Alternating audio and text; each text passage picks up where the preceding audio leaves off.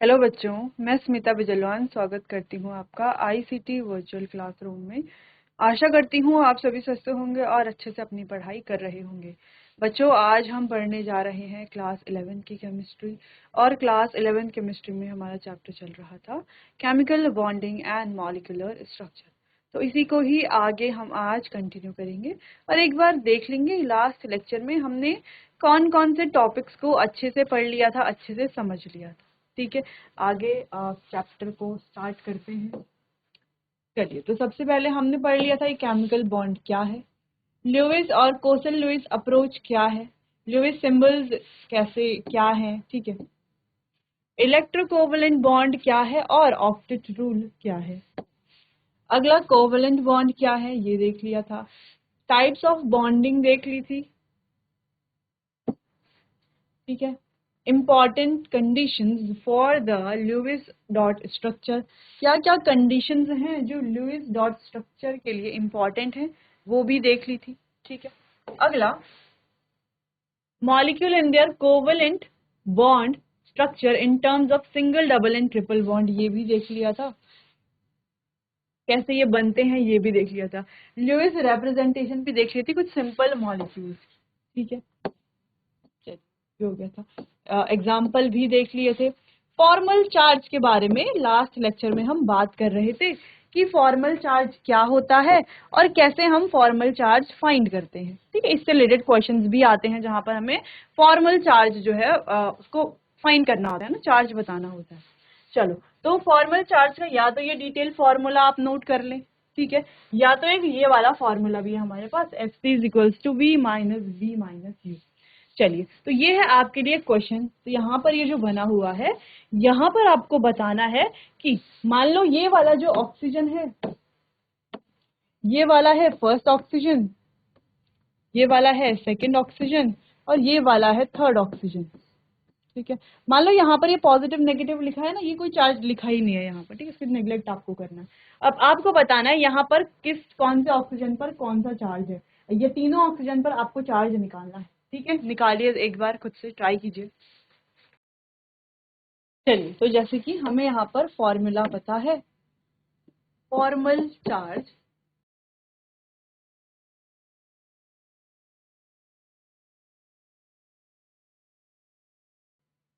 FC short में लिख रहे हैं, ठीक है, पूरा ही लिख लेते हैं। चलो,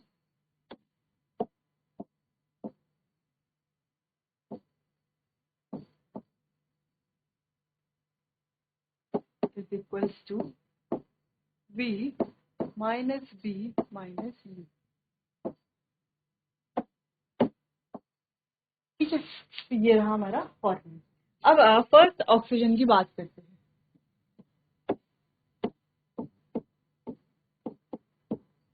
फर्स्ट वाला है जो, ठीक है, तो यहाँ पर फॉर्मूला सेम लगेगा, formal charge is equals to V यानी कि number of valence electron, free state, B यानी कि नंबर ऑफ बॉन्ड्स और U यानी कि नंबर ऑफ अनशेयर्ड इलेक्ट्रॉन्स, ठीक है। चलिए, तो फर्स्ट ऑक्सीजन की बात करते हैं। फर्स्ट ऑक्सीजन में V की वैल्यू क्या है बच्चों, V यानी कि वैलेंस इलेक्ट्रॉन तो 6 ही है फर्स्ट ऑक्सीजन में, माइनस B यानी कि नंबर ऑफ बॉन्ड कितने, तो देखो 1 2 और 3 है ना, फर्स्ट ऑक्सीजन में 3 बॉन्ड बने हुए हैं, तो ये हो गए 3, माइनस U अनशेयर्ड इलेक्ट्रॉन कितने, अनशेयर्ड इलेक्ट्रॉन को हम लोन पेयर्स भी कहते हैं, ठीक है, वो लोन पेयर्स भी हम इसमें इंक्लूड कर सकते हैं। तो यहाँ पर ये दो इलेक्ट्रॉन्स देखो, तो ये कोई बॉन्ड जो है वो शेयर नहीं कर रहे हैं, ठीक है, कोई यानी कि शेयर नहीं हो रहे हैं ना, इनमें नहीं बॉन्ड बन रहा है, तो ये हो गए हैं 2। अगर हम चेक करें तो यहाँ पर कितना आ रहा है, ये आ रहा है टोटल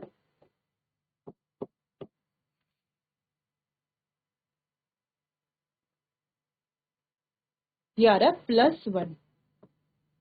तो फर्स्ट ऑक्सीजन पर अगर आप चार्ज देखो तो 1 प्लस चार्ज है। सेकंड ऑक्सीजन की बात करते हैं, ठीक है, सेकंड वाला ये वाली ऑक्सीजन, यहाँ पर भी सेम फॉर्मूला लगेगा जो कि है Fc, formal charge is equals to V - B - U।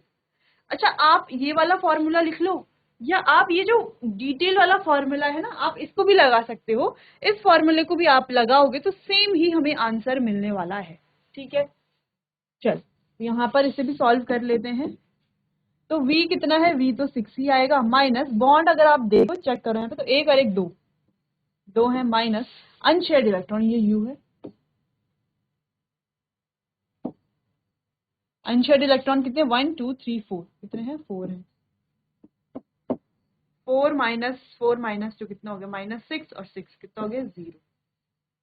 Clear है, सेकेंड ऑक्सीजन पर भी आ गया। चलिए बात करते हैं थर्ड ऑक्सीजन। थर्ड ऑक्सीजन के लिए भी सेम फॉर्मूला रहेगा।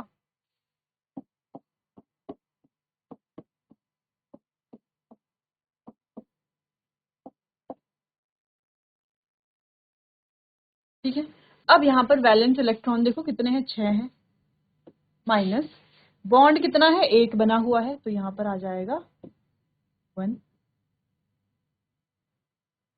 माइनस अनशेयर्ड इलेक्ट्रॉन है 1 2 3 4 5 6 है 6, कितना आया यहाँ पे 6 6 कैंसल, ये कितना हो गया, ये हो गया -1।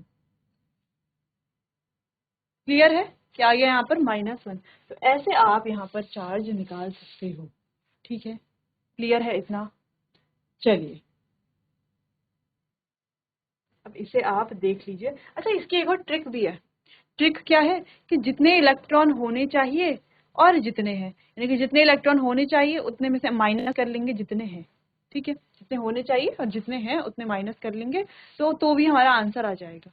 क्लियर है, चलिए इसको एक बार आप नोट कीजिए, फिर इससे रिलेटेड एक और क्वेश्चन करते हैं। ठीक है,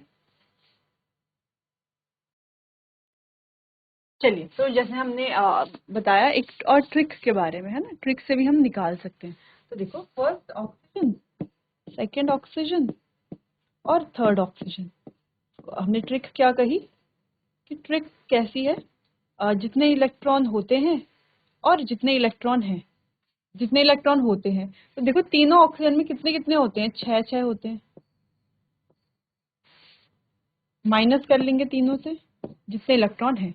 देखो इसमें कितने इलेक्ट्रॉन है 1 2 3 4 5 में है 5 इलेक्ट्रॉन, सेकेंड ऑक्सीजन में है 1 2 3 4 5 6 इलेक्ट्रॉन, इसमें 1 2 3 4 5 6 7 इलेक्ट्रॉन।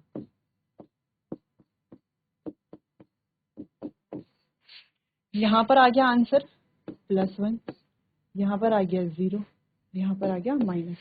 ठीक है, तो यही आया था हमारा, देखो फर्स्ट ऑक्सीजन का +1, सेकंड का 0 और थर्ड का -1। ठीक है, कुछ इस तरीके से।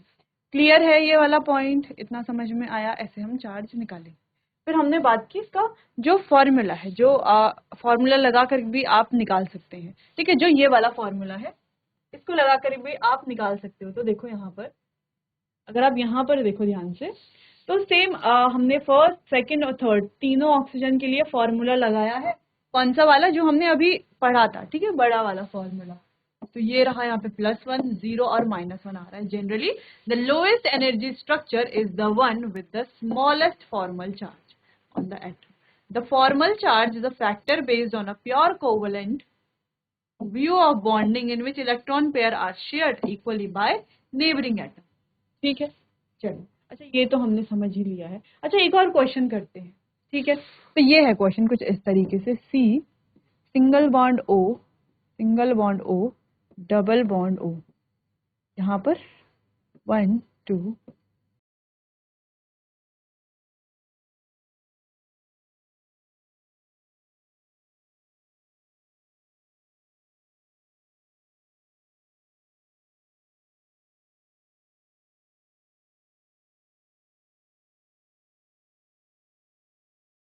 अब यहाँ पर आपको फर्स्ट ऑक्सीजन में, सेकेंड ऑक्सीजन में, थर्ड ऑक्सीजन में और कार्बन पे भी आप चार्ज निकालिए। फोर्थ क्या है, कार्बन। इन चारों में ही आपको चार्ज निकालना है। ठीक है, फॉर्मल चार्ज आपको बताना है। कार्बन का भी आप निकाल सकते हैं, ट्राई तो कर सकते हैं। ठीक है, तो चलिए तो यहाँ पर आप एक एक करके सॉल्व कीजिए इस क्वेश्चन को। अगर नहीं आता है फिर मैं यहाँ पे कराऊंगी आपको। ठीक है, तो आप चाहें तो ट्रिक वाला कर सकते हो इस तरीके से। ठीक है, या आप ये वाला मेथड यूज कर लो, या तो आप ये वाला मेथड यूज करें।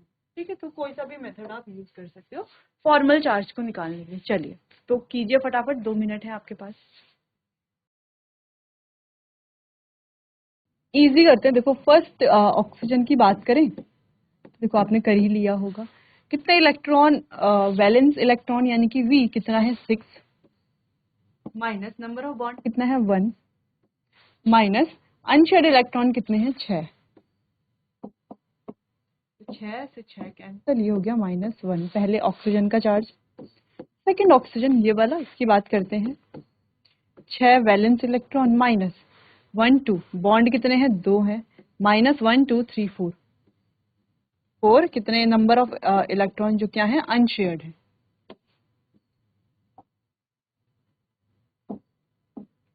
4 है ना, 4 इलेक्ट्रॉन है जो अनशेयर्ड है।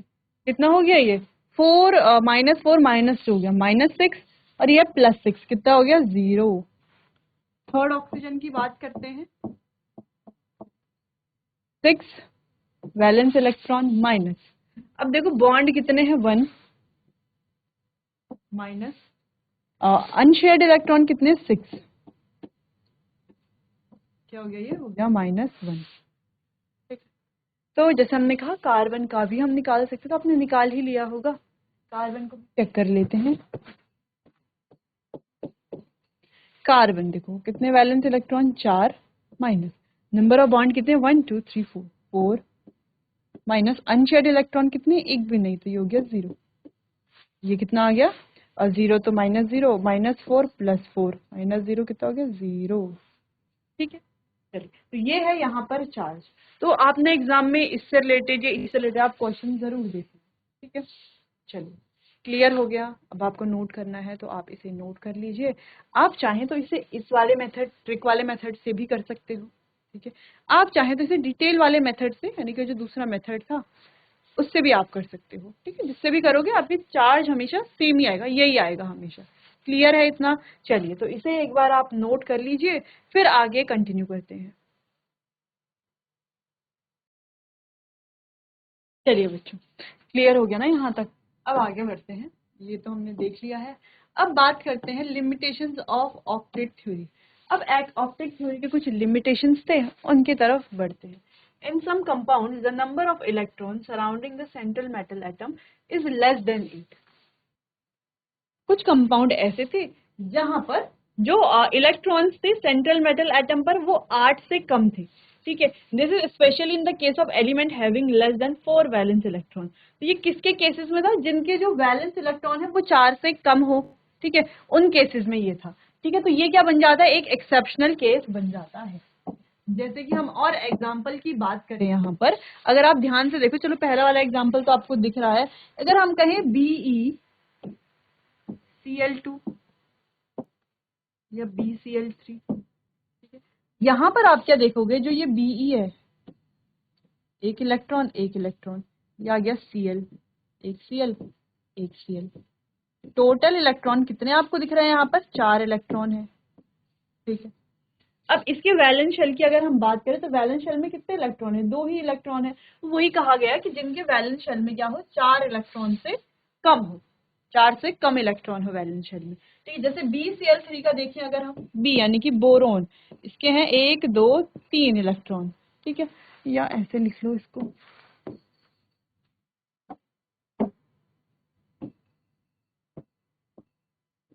तीन इलेक्ट्रॉन। तो एक Cl यहाँ पर आ गया ऐसे, एक Cl यहाँ पर आ गया ऐसे, और एक Cl यहाँ पर आ गया ऐसे। ठीक है, अब यहाँ पर कितने इलेक्ट्रॉन है? 6 इलेक्ट्रॉन है। कितने इलेक्ट्रॉन है? 6 इलेक्ट्रॉन। यहाँ पर कितने इलेक्ट्रॉन है? 4 इलेक्ट्रॉन है। ऐसी स्पीसीज को कहा जाता है हाइपोवेलेंट स्पीसीज। क्या कहा जाता है बच्चों? जहां पर इलेक्ट्रॉन जो है वो 8 से कम होते हैं, उन्हें कहा जाता है हाइपोवेलेंट स्पीसीज।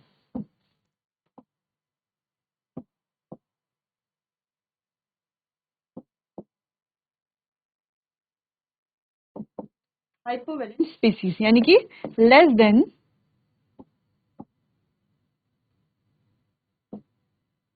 8 इलेक्ट्रॉन। जहां पर 8 इलेक्ट्रॉन से कम इलेक्ट्रॉन हो वो स्पीसीज होंगी हमारी हाइपोवेलेंट स्पीसीज। अब ये ध्यान रखना है, जो भी हमारी हाइपोवेलेंट स्पीसीज होंगी वो सारी की सारी ल्यूइस एसिड होंगी। क्या होंगी? ये जो हाइपोवेलेंट स्पीसीज है ये क्या है? Lewis acid. ल्यूइस एसिड यानी कि बच्चों इलेक्ट्रॉन पेयर एक्सेप्टर, या इलेक्ट्रॉन पेयर लिखे हैं, इलेक्ट्रॉन, ठीक है, इलेक्ट्रॉन एक्सेप्टर।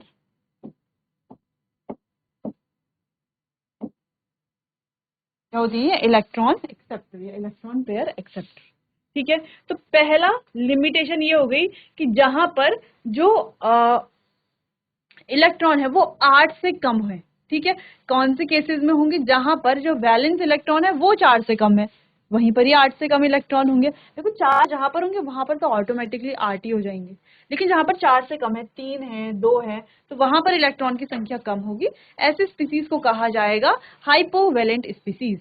क्लियर है? चलिए इसे देखिए एक बार। चलिए आगे बढ़ते हैं। अगला है हमारा द ऑड इलेक्ट्रॉन मॉलिक्यूल्स। अब कुछ ऐसी स्पीसीज हैं जहां पर इलेक्ट्रॉन की संख्या कितनी है? ऑड है, इवन नंबर, जैसे 15 है। ठीक है, इस तरीके से है। जैसे in molecules with an odd number of electron, जहां पर इलेक्ट्रॉन्स कैसे हैं? ऑड नंबर है। जैसे कि नाइट्रिक ऑक्साइड है एंड नाइट्रोजन डाइऑक्साइड है, NO2 है। The octet rule is not satisfied for all the atoms. तो यहाँ पर जो ऑक्टेट रूल है वो सारे एटम के लिए सेटिस्फाइड नहीं होता है। ठीक है, तो दूसरा लिमिटेशन या हम कहें ऑक्टेट थ्योरी का लिमिटेशन ही है। ठीक है, ये लिमिटेशन ही बढ़ रहे हैं। अगला है द एक्सपेंडेड ऑक्टेट, यानी कि एक्सपेंडेड ऑक्टेट यानी कि एक तो हमने देखा हाइपोवैलेंट स्पीसीज जहां पर इलेक्ट्रॉन की संख्या क्या थी? 8 से कम थी। एक है हमारे पास हाइपर वैलेंट स्पीसीज। अब हाइपर वैलेंट स्पीसीज जहां पर इलेक्ट्रॉन की संख्या 8 से ज्यादा होती है। ठीक है, थोड़ा इसको रीड करते हैं पहले और फिर एग्जाम्पल भी देखेंगे। एक एग्जाम्पल तो यहाँ पर आपको दिख भी रहा है PCl5 का। चलिए, elements in and beyond the third period of the periodic table इन और बियॉन्ड द थर्ड पीरियड। ठीक है, थर्ड पीरियड के जो बियॉन्ड वाले हैं एलिमेंट पीरियोडिक टेबल के have apart from 3s and 3p orbital 3d orbital also available for bonding. तो यहाँ पर जो है 3d ऑर्बिटल भी क्या है? बॉन्डिंग के लिए अवेलेबल है, मौजूद है बॉन्डिंग के लिए। In a number of compound of these element there are more than 8 valence electron around the central atom. तो यहाँ पर 8 से ज्यादा वैलेंस इलेक्ट्रॉन होते हैं, more than 8 valence electron around the central atom. This is termed as the expanded octet. इसे कहा जाता है एक्सपेंडेड ऑक्टेट। और ऐसी जो स्पीसीज हैं इन्हें कहा जाता है बच्चों हाइपर वैलेंट स्पीसीज।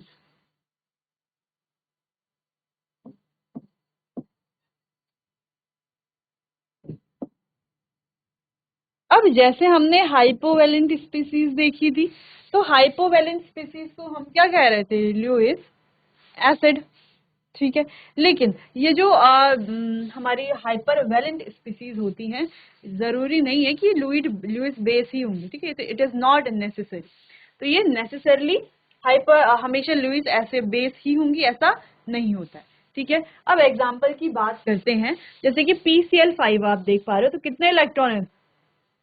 10 इलेक्ट्रॉन, यानी कि 8 से ज्यादा इलेक्ट्रॉन है।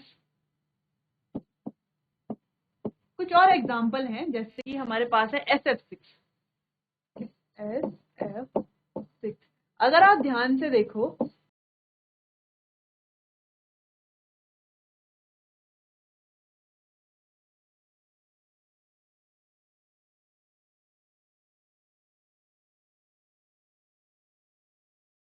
अगर आप ध्यान से देखो तो यहाँ पर कितने इलेक्ट्रॉन है? 12 इलेक्ट्रॉन है। 8 से तो काफी ज्यादा ही है। ठीक है, एक और है IF7। IF7 यहाँ पर अगर हम देखें,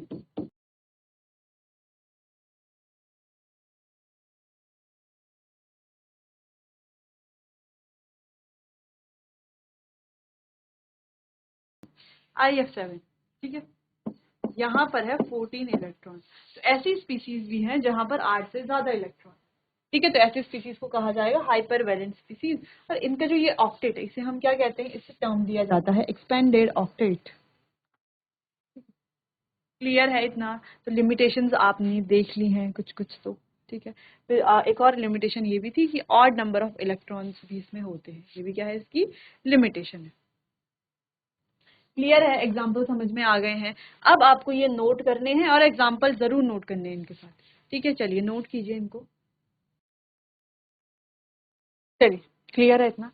अच्छा, एक और, हाँ, जब हमने ऑक्टेट थ्योरी पढ़ी थी तो हम पर एक पॉइंट ये भी पढ़ा था कि जो इनर्ट गैसेस होती है ना, जो नोबल गैसेस हैं, बाद में नोबल गैसेस कहा गया, ये किसी के साथ बॉन्ड नहीं बनाती है ना। लेकिन हमने आगे देखा भी है कि आगे भी हम देखेंगे कि कई कंपाउंड है, जैसे जेनॉन है, तो ये भी हमारी नोबल गैस है। ठीक है, तो जैसे पहले तो आपको नोबल गैस पता होनी चाहिए।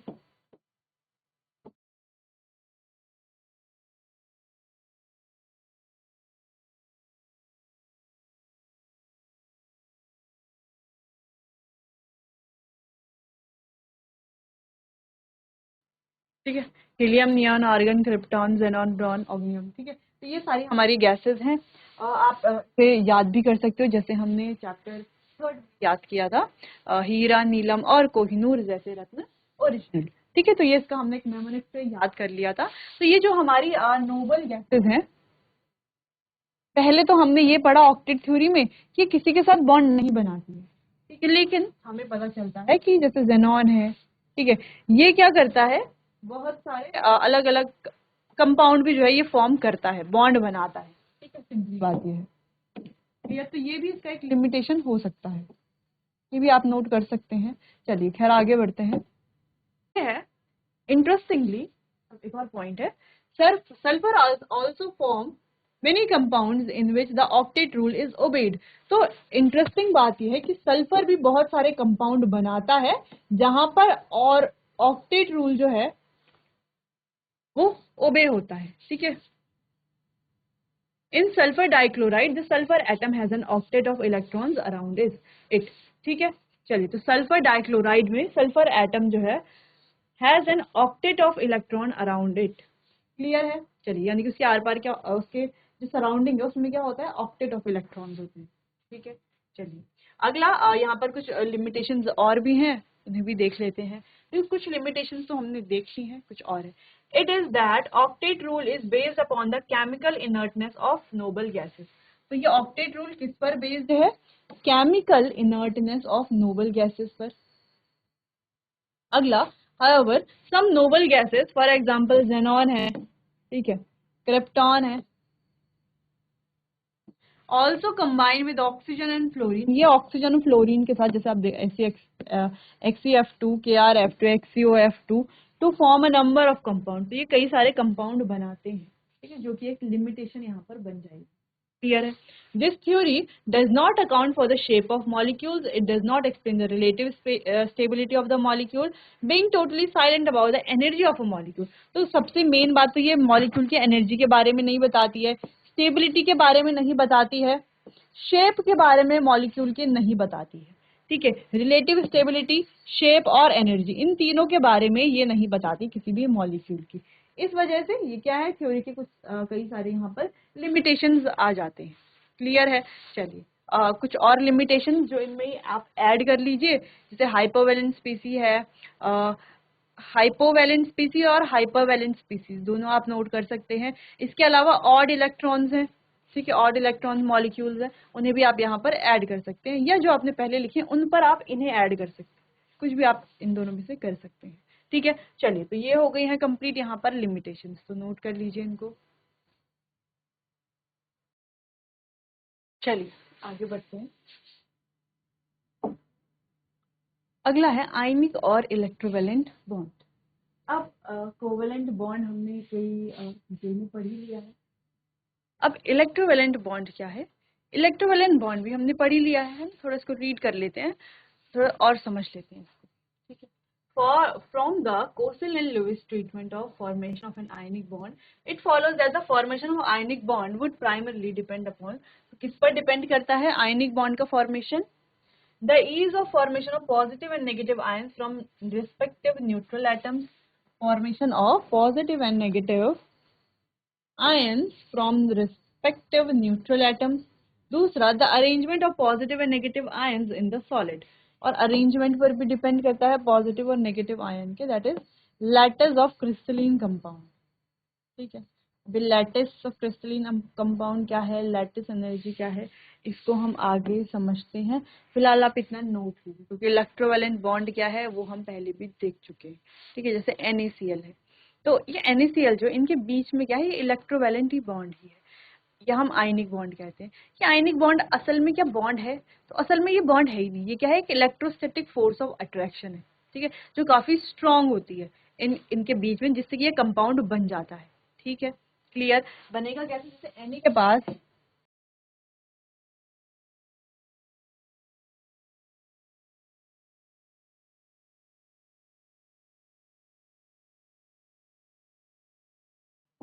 ऑक्टेट कंप्लीट कैसे होगा, ये क्या कर देगा, इसको एक इलेक्ट्रॉन दे देगा। ठीक है, और क्या बन जाएगा, ये बन जाएगा Na पॉजिटिव, ये बन जाएगा Cl नेगेटिव। इन दोनों के बीच में होती है electrostatic force of attraction, electrostatic force of attraction. इस इलेक्ट्रोस्टैटिक फोर्स ऑफ अट्रैक्शन की वजह से ये आपस में जुड़ जाते हैं और बन जाता है हमारा NaCl, जो कि है क्या, Na पॉजिटिव और Cl नेगेटिव। ठीक है, Na पॉजिटिव, और यहाँ पर इनके बीच में फॉर्मेशन हो जाता है इलेक्ट्रोवैलेंट बॉन्ड या आयनिक बॉन्ड हम कहें, जो कि क्या है, एक फोर्स ऑफ अट्रैक्शन है। ठीक, जो काफी स्ट्रांग भी होती है। क्लियर है, कोवैलेंट बॉन्ड के कंपैरिजन में आयनिक बॉन्ड ज्यादा स्ट्रांग होता है। क्लियर, चलिए समझ में आया इतना। बाकी इसको डिटेल में हमने चैप्टर के स्टार्टिंग में भी डिस्कस किया था, वहाँ पे आयनिक बॉन्ड को हमने बहुत अच्छे से समझा था। ठीक है, तो आप चाहें तो वहां पर भी इसे देख सकते हैं, या आप इसे नोट कर लीजिए।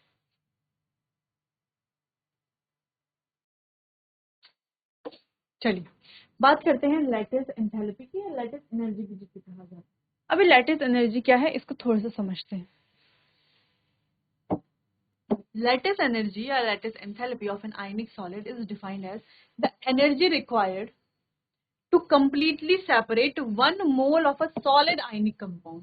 जो एनर्जी चाहिए होती है कंप्लीटली सेपरेट करने के लिए 1 मोल सॉलिड आयनिक कंपाउंड को गैसियस कंस्टिट्यूएंट में, गैसियस कंस्टिट्यूएंट आयंस में, उसे ही कहा जाता है लैटिस एंथैल्पी। ठीक है, जैसे कि lattice enthalpy of NaCl is, NaCl की जो लैटिस एंथैल्पी है 788 किलो जूल मोल इनवर्स है। ठीक है, मोल इनवर्स कर लेना इसको। This means that 788 kilo joule of energy is required to separate 1 mole of solid NaCl into 1 mole of Na positive gaseous and 1 mole of Cl negative to an infinite distance। ठीक है, यानी कि क्या कहना चाह रहा है यहाँ पर, ये जो NaCl है, ये है NaCl सॉलिड स्टेट में, इसको यहाँ पर ऐसे ब्रेक करने के लिए Na positive gaseous, Cl negative gaseous में ब्रेक करने के लिए जो एनर्जी यहाँ पर देनी पड़ती है, उस एनर्जी को ही कहा जाता है लैटिस एनर्जी। क्लियर है, या इसको ऐसे भी लिख सकते हैं कि Na पॉजिटिव और Cl नेगेटिव जो एनर्जी देनी पड़ती है, ठीक है, क्या बनाने के लिए, NaCl सॉलिड, उसे भी क्या कहा जाता है, लैटिस एनर्जी। ठीक है, इसको यहाँ से ऐसा इक्विलिब्रियम हम यहाँ पर बना सकते हैं, ऐसा वाला शेप बना सकते हैं यहाँ पे। ठीक है, एरो। क्लियर है, वो तो खैर अब तक आपको पता चल ही गया होगा क्या होता है। क्लियर, लैटिस एनर्जी यानी कि इसको इसमें ब्रेक करने के लिए जो एनर्जी देनी पड़ती है वो क्या है, हमारी लैटिस एनर्जी। ठीक है, यानी कि एनर्जी रिक्वायर्ड, जो एनर्जी चाहिए completely separate 1 mole of solid ionic compound, यानी कि 1 मोल सॉलिड आयनिक कंपाउंड को इनटू गैसियस कंस्टिट्यूएंट आयंस में, जो इसके गैसियस कंस्टिट्यूएंट आयंस है ना, जो हमने ये बनाए हैं यहाँ पे, ठीक है, उसमें सेपरेट करने के लिए जो एनर्जी देनी पड़ती, जो एनर्जी रिक्वायर होती है, उसी को ही कहा जाता है लैटिस एंथैल्पी या लैटिस एनर्जी आप कह सकते हैं। क्लियर, तो एग्जांपल यहाँ पर ये इतना बड़ा एग्जांपल लिखा हुआ है, इसको आपको नोट करना है, साथ में ये रिएक्शन आपको नोट कर लेंगे। ठीक है, चलो ये वाली भी नोट करना चाहें तो आप नोट कर सकते हैं, बाकी ये वाली चल जाएगी। ठीक है, क्लियर, इतना समझ में आया। तो काफी इंपॉर्टेंट ये है लैटिस एनर्जी, लैटिस एंथैल्पी आपको पता होना चाहिए, इसका एग्जांपल भी पता होना चाहिए। ठीक है, नोट कर लीजिए इसको। चलिए आगे बढ़ते हैं। अगला है हमारे पास बॉन्ड पैरामीटर्स। बॉन्ड पैरामीटर्स को समझते हैं। अब बॉन्ड पैरामीटर्स में हम 2-3 चीजें पढ़ने वाले हैं। एक तो बॉन्ड लेंथ, बॉन्ड स्ट्रेंथ और बॉन्ड एंगल के बारे में, ठीक है। कुछ और चीजें भी हैं जिनको हम इसमें इंक्लूड कर लेंगे, ठीक। चलिए, तो बॉन्ड लेंथ क्या होती है? एक बॉन्ड की लेंथ जो है उसे ही तो बॉन्ड लेंथ कहा जाएगा, है ना। जो दो एटम है उनके बीच की जो डिस्टेंस है वो क्या हो जाएगी? Bond length.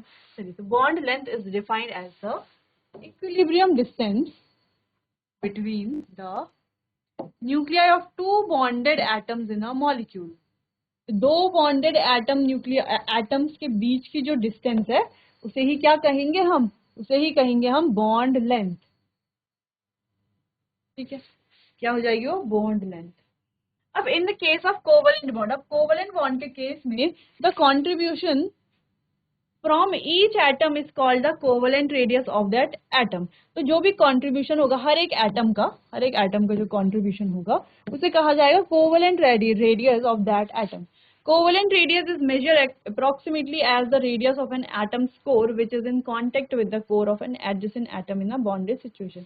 इसको approximately measure किया जाता है as radius of an atom's core which is in contact with the core of an adjacent atom in bonded situation, है ना। ये मतलब ये हमारा एक एटम है, इसके साथ वाला ये जो एटम है इनका जो ये कोर है, ठीक है। कोर यानी कि सेंटर है, यहाँ से सेंटर है, यहाँ से यहाँ तक की जो डिस्टेंस है ये वाली डिस्टेंस और ये वाली डिस्टेंस, इनके बीच की ये जो इतनी डिस्टेंस है ना, इसी को हम क्या कह रहे हैं? रेडियस कह रहे हैं, ठीक है। कोवेलेंट रेडियस कह रहे हैं, ठीक है। तो ऐसे ही कोवेलेंट रेडियस को मेजर किया जाता है, ठीक है। अब ये अलग अलग तरह के रेडियस हमने अपने लास्ट चैप्टर में भी पढ़े थे, कोवेलेंट, आयनिक, है ना, वंडरवॉल। तो ये आपको थोड़ा रिवाइज कर लेना है। फिर बात करते हैं बॉन्ड लेंथ की। अब बॉन्ड की लेंथ अलग अलग होती है ना, किसी बॉन्ड की लेंथ ज्यादा होगी, किसी बॉन्ड की लेंथ कम होगी।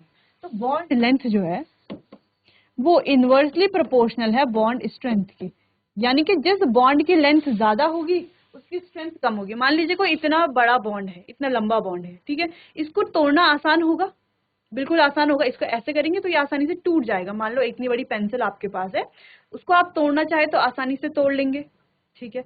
और मान लीजिए सिर्फ इतना टुकड़ा है पेंसिल का, सिर्फ इतना इतना टुकड़ा है, और इतने टुकड़े को आप तोड़ना चाहे तो ये बहुत ज्यादा मुश्किल होगा, बहुत ज्यादा एनर्जी आपको देनी पड़ेगी, है ना, इसको तोड़ने के लिए। अच्छा, जो एनर्जी देनी पड़ती है बॉन्ड को ब्रेक करने के लिए उसे कहा जाता है बॉन्ड डिसोसिएशन एनर्जी। उसके बारे में हम आगे पढ़ेंगे, ठीक है।